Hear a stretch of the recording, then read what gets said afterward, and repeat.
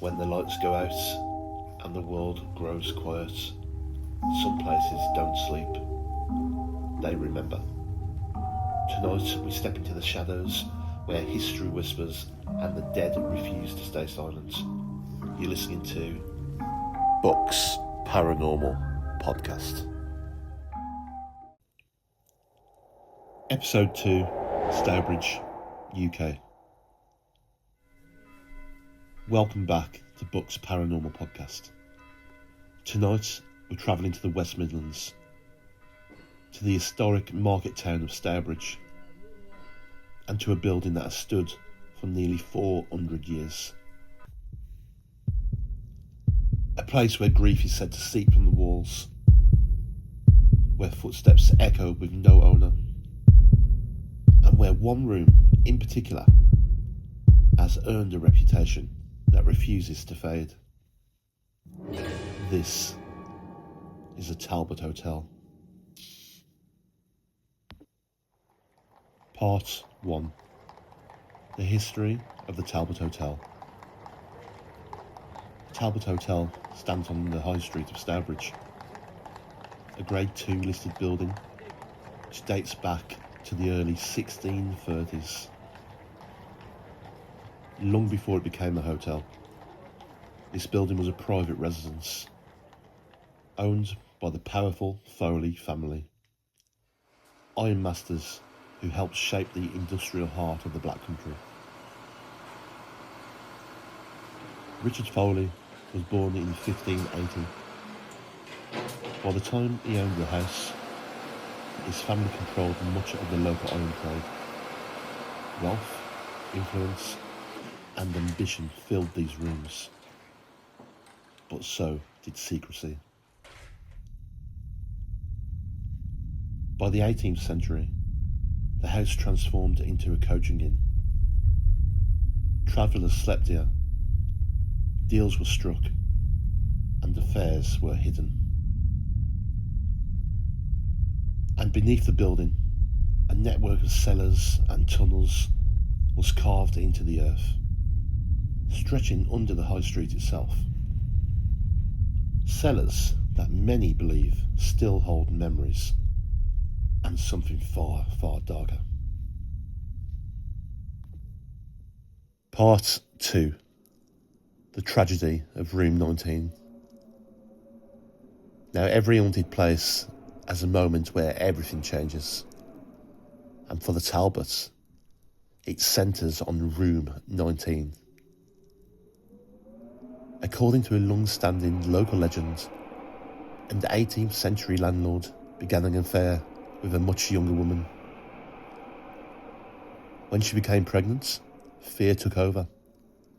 The child was stillborn, and instead of seeking help, the landlord allegedly hid the baby's body inside the walls of the cellar. Not long after, the young woman died. And yes, her death occurred in what is now known as Room 19.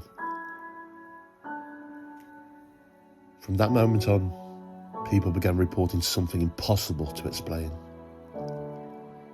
A woman, dressed all in white, seen crying, drifting silently through corridors, and standing at the foot of beds. They say she's not angry. She's just searching. People who have stayed in or near Room 19 report intense cold spots, objects being moved, and the unmistakable feeling of someone sitting on the bed beside them. Some wake convinced they've been touched, and others just leave before the morning.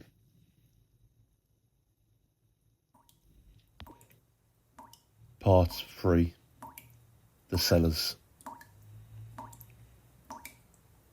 So, as you've probably guessed, the hauntings don't stop upstairs. Beneath the Talbot lies a labyrinth of Victorian cellars.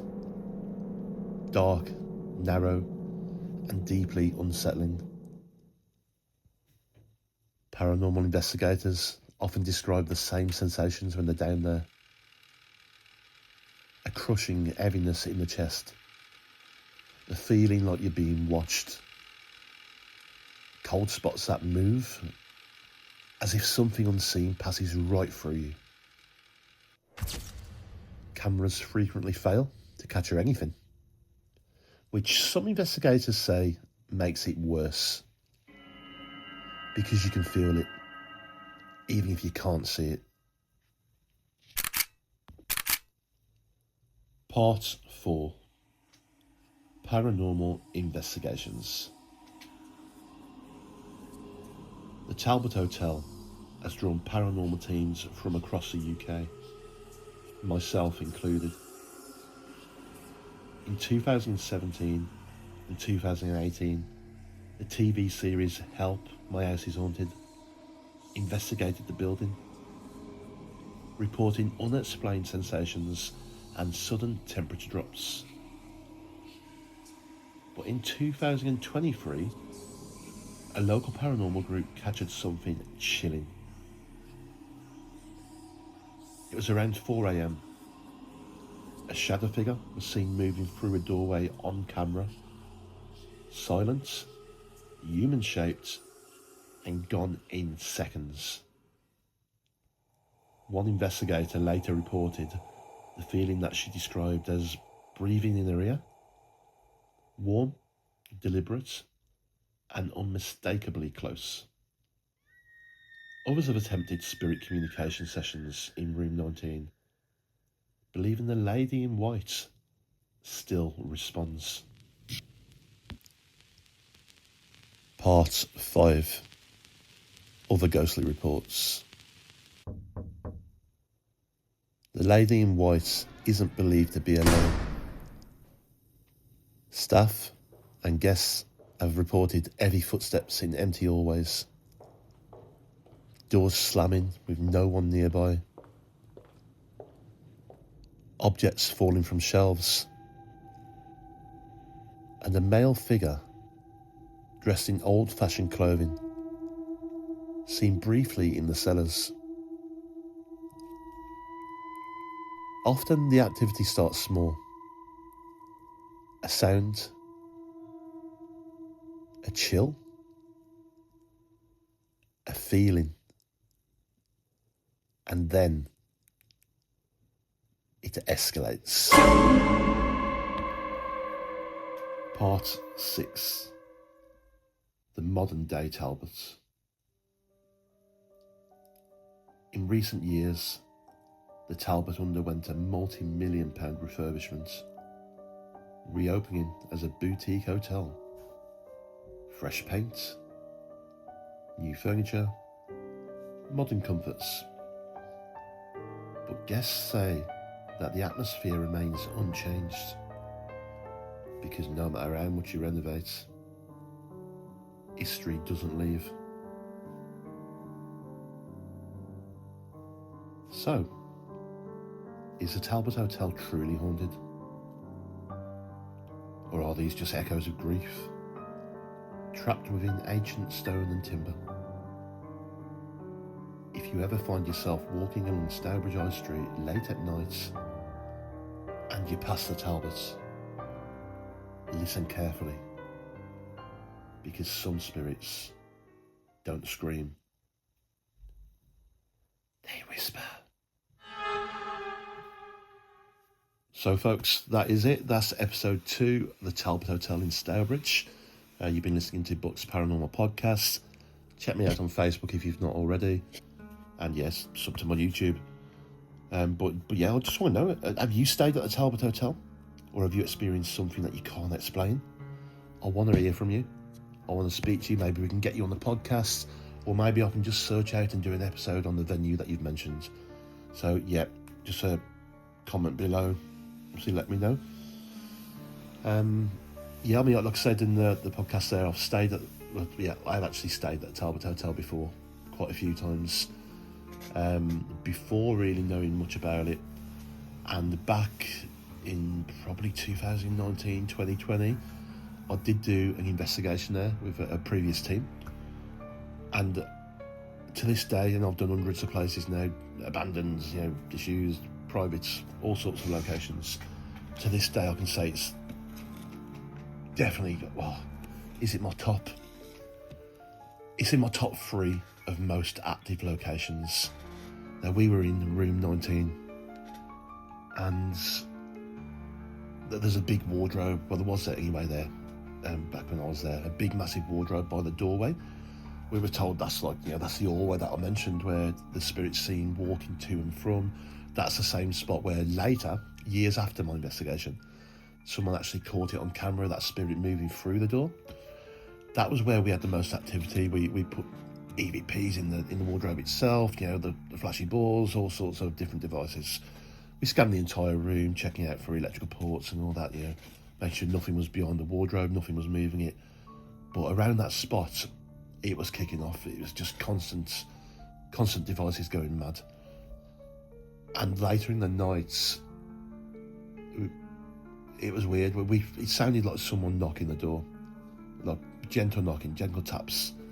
Anyway, we were all nearby the door. We heard it again, quickly opened it. We thought someone was playing a prank. And this is a long corridor. And like the, what do they call them? The emergency fire lights were on. So it was, you could completely see down there, but it was dim. And past every light, it was like a shadow moving down. Now, you'd think, if it was an open hallway, windows maybe it's a truck going past, a car going past, but there's no windows. It was just doors, and the hallway just walls. So that was unexplainable. We went down to the cellars as well, where obviously we spoke about in the podcast there, and I think we did a Ouija board, but either way, that was pitch black. That was covered in spiders, and I hate spiders. But we had a lot of activity down there. That was where the tunnels were linked to, taking you all the way through Stourbridge. It was all bricked off, but we were hearing noises from the other side, as if like someone laughing, joking around, and there's no way that someone was behind there. But I'm going to talk about this more in a future episode, so I don't want to delve into it too much, and I'm getting a bit carried away now. So I will talk about it in the future, but if you stay there, let me know. Maybe I can have a chat to you. Maybe we can just discuss your experiences. But thank you for watching, and until next time, keep the lights on.